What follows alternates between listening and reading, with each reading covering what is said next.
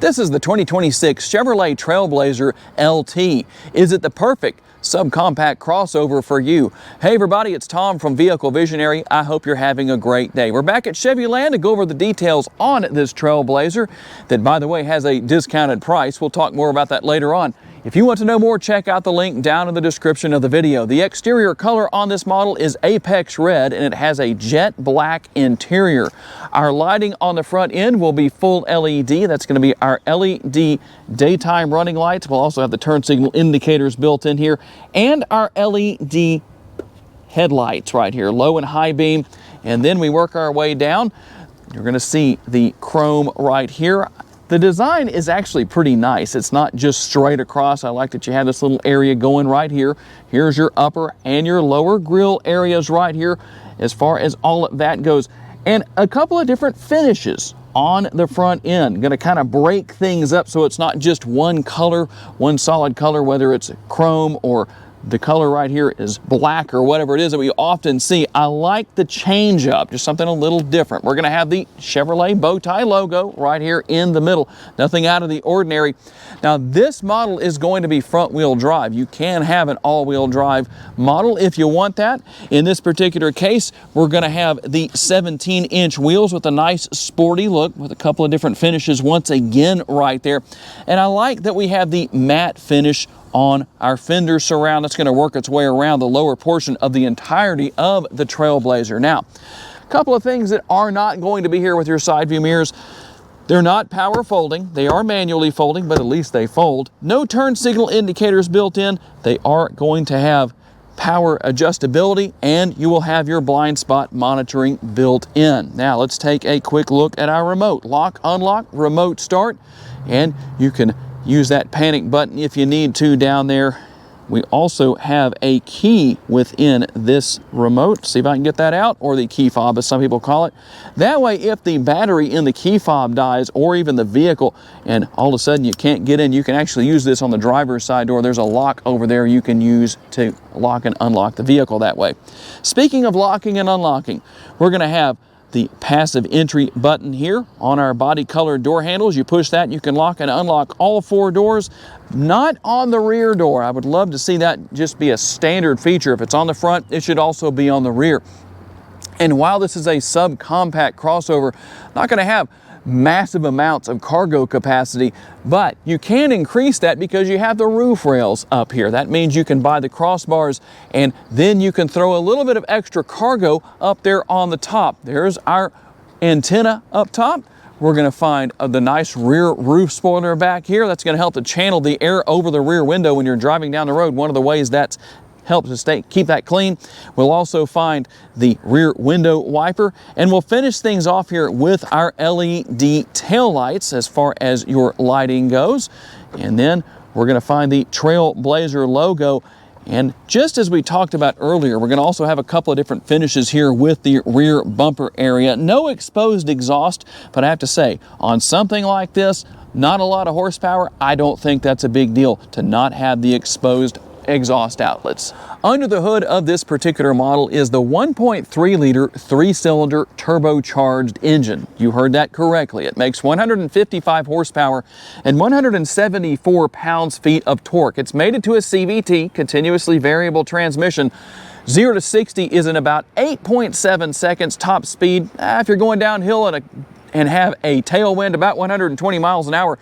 MPGs, 29 city, 33 highway, 31 combined, and 3.2 gallons of gas per every 100 miles driven. Your gas tank size is going to be 13.2 gallons. As you can see, you have a gas cap as opposed to capless fuel fill. On a full tank of gas, you should be able to drive about 380 miles in the city, 435 miles out on the highway, and 410 miles combined. Those numbers are not guaranteed. You might be above, you might be below, depending on a number of variables. Those are just estimated numbers, just like the MPGs from the window sticker. For under $30,000, guess what? You get a power tailgate. Here you go.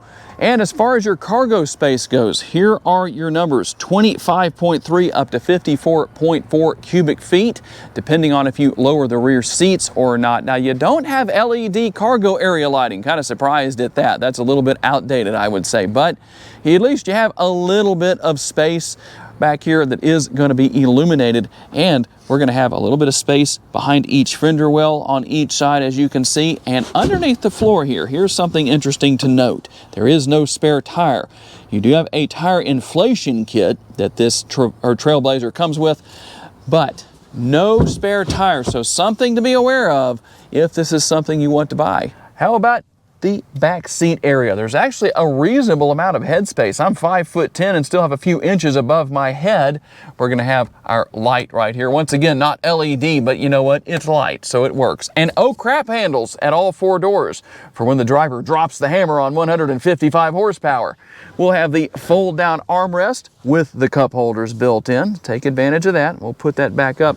No rear air conditioning vents back here. I don't think that's a big deal because it's not a huge interior, so that shouldn't be a problem.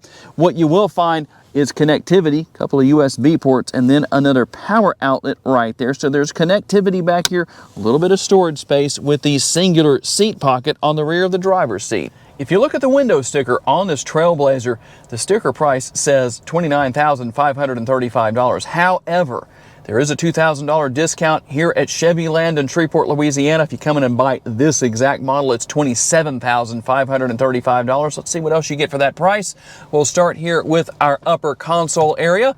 You're going to have those lights again. And then we'll have things here such as OnStar. You can see all the stuff that you have up there. Not a whole lot going on, but it is here. Now, we'll show you the glove box area, a little bit of space in there. There's something that I know a lot of people are going to be very happy about. An owner's manual that is not in the screen. Just a good old-fashioned paper manual. A lot of people ask about that. We'll move to the passenger side door panel.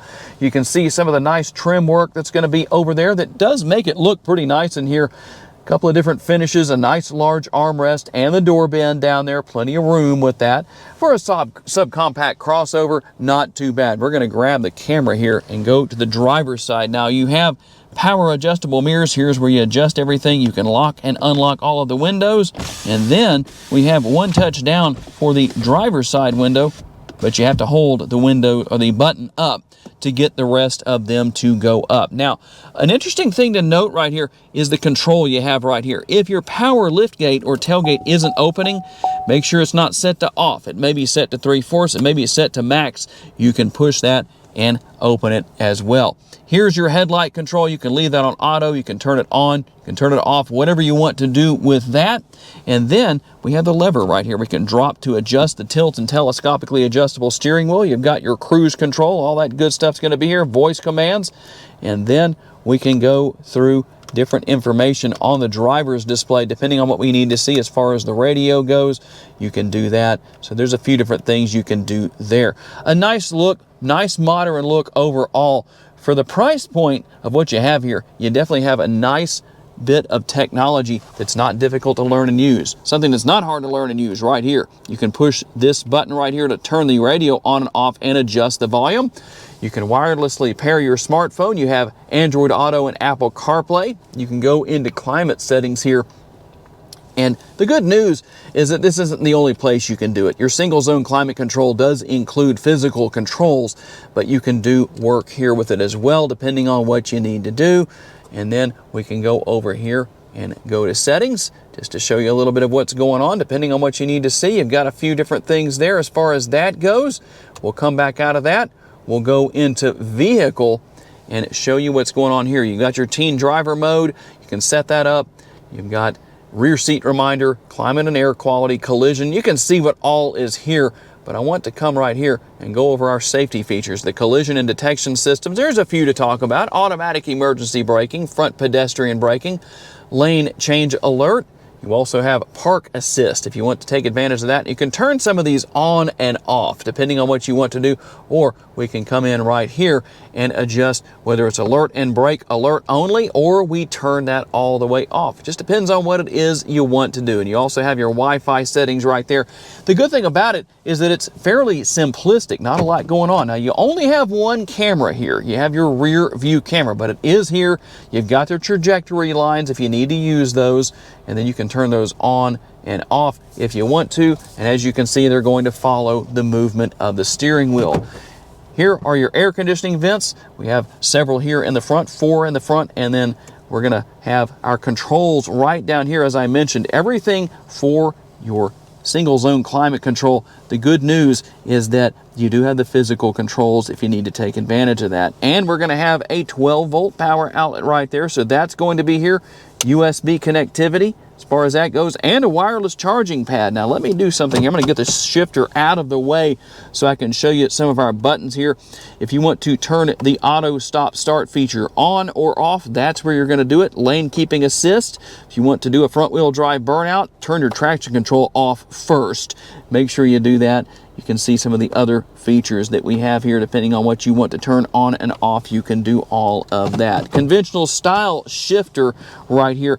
And over here on the left-hand side, you can actually gear up and gear down, believe it or not, with a button right there. So if you want to feel real sporty, you can do that. One thing I do want to talk about real quick, back here on the steering wheel, we're going to have our control for the volume. On the left-hand side over here, we're also going to have the control for managing what we're listening to. Everything for your front and rear window wipers here, and your auto high beams, and everything else will be over here on the left-hand side. Now, we're going to have our cup holders. There's your power parking brake if you need to use that.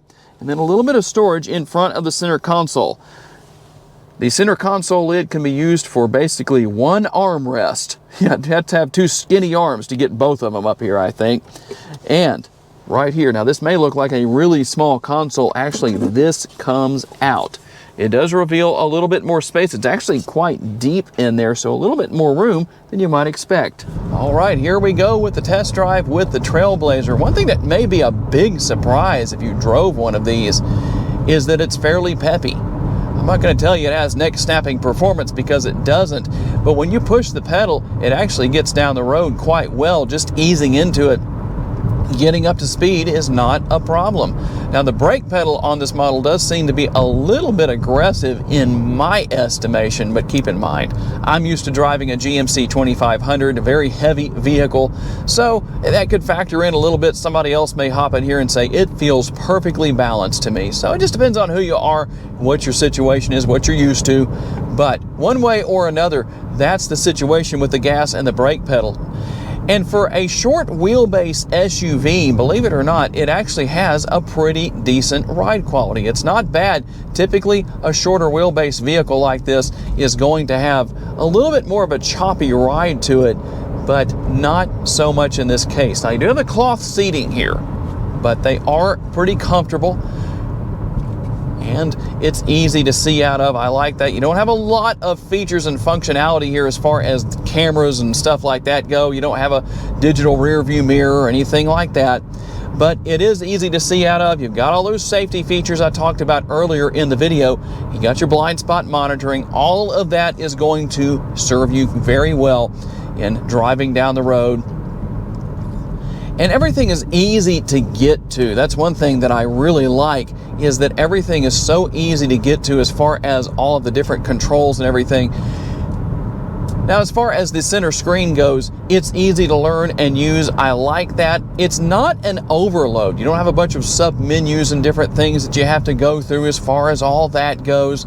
So there's a lot of good things for those that maybe want a little bit more of a minimalistic situation. That's what you're going to have here with this Traverse. Overall, for the price point and for what you get, I think it works very well. And there it is, the 2026 Chevrolet Trailblazer LT. Is it the perfect subcompact SUV for you? Tell me what you think down in the comments section.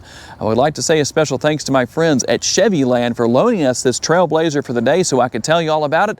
And a special thanks to all of you for being kind enough to give us the opportunity to give you a vision for your next vehicle. If you enjoyed this video, please hit the like button. That's very helpful to us. Make sure to subscribe and share this video on your timelines on social media so other people can see it. And if you would like to learn about additional vehicles you may wish to consider purchasing, check out the video that's on the screen right now, and we'll see you there.